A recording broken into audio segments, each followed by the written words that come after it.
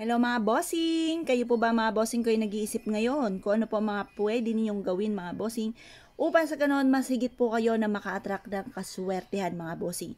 Basta kapag gagawa ka ng ganito, positive ka lamang, i-mindset nyo na kayo magiging matagumpay. Lahat ng mga pangarap po ninyo mga bossing ko ay matutupad. Oh, wag kang panghihinaan ng loob, baka sabihin nyo naman, nako imposible kasi wala akong ganito, wala akong ganyan. Nako mga bossing, walang imposible.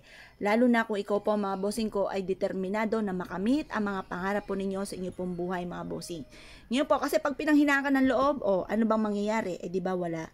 Kaya laksan nyo lang po loob nyo mga bossing, laban lang tayo sa hamon ng buhay, at tuto pa rin natin lahat ang mga pangarap po natin mga bossing. Ngayon po mga bossing, mainam na subukan nyo po ito. Kumuha po kayo mga bossing ko ng bawang.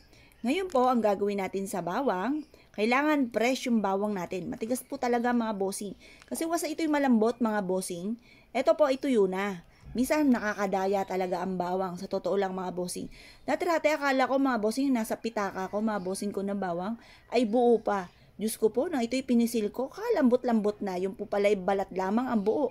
Pero yung nasa loob niya mga bossing ko ay tuyo na. Kaya kapag po ganun na sitwasyon, itapon nyo na po yan kasi hindi na po yan swerte. Wa-effect na po yan mga bossing, tatawanan na lang yan ng kamalasan mga bossing.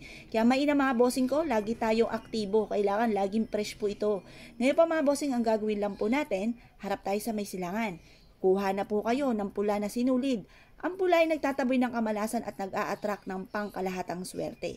Ngayon pa mga bossing, kung kayo pipiling po ninyo yung laging minamalas or kung sinuswerte ka man, gusto nyo madagdagan mga bossing ko ang swerte po ninyo kasi ako ganun din. Gusto ko madagdagan mga bossing. Huwag kang susuko mga bossing kasi wasa na kontento ko na sa isang bagay.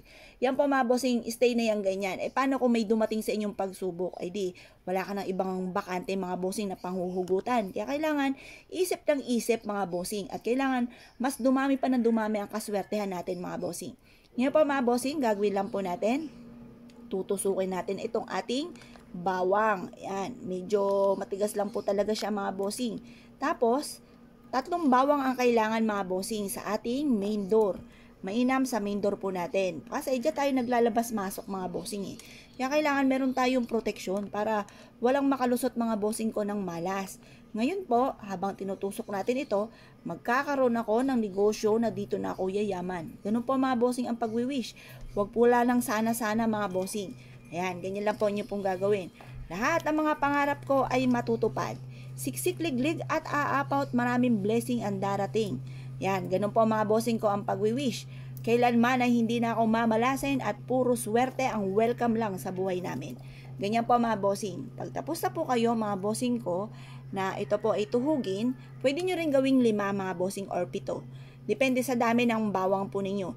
Ngayon pa mga bossing, isabit nyo po ito sa inyo pong main door. Pero syempre, ibibilad muna natin to sa sinag ng araw hanggang alas 8 ng umaga.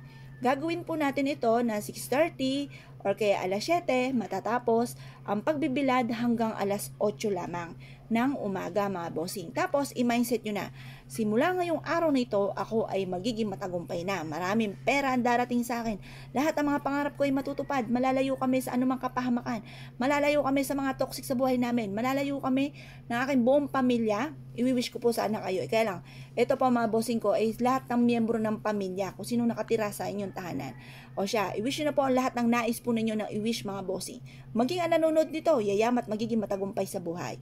Kailangan po mga bossing, positive lang po tayo. Walang imposible sa mga taong hindi sumusuko sa hamon ng buhay mga bossing. Ngayon po mga bossing, isabit nyo na po ito sa inyo pong main door. Pagkatapos mga bossing, siya, positive ka lamang, asahan ang napakaraming blessing na dumating po sa buhay po ninyo. Ngayon po mga bossing ko kayo po naniwala at naisyo po itong gawin, siya, good luck po sa inyo po lahat.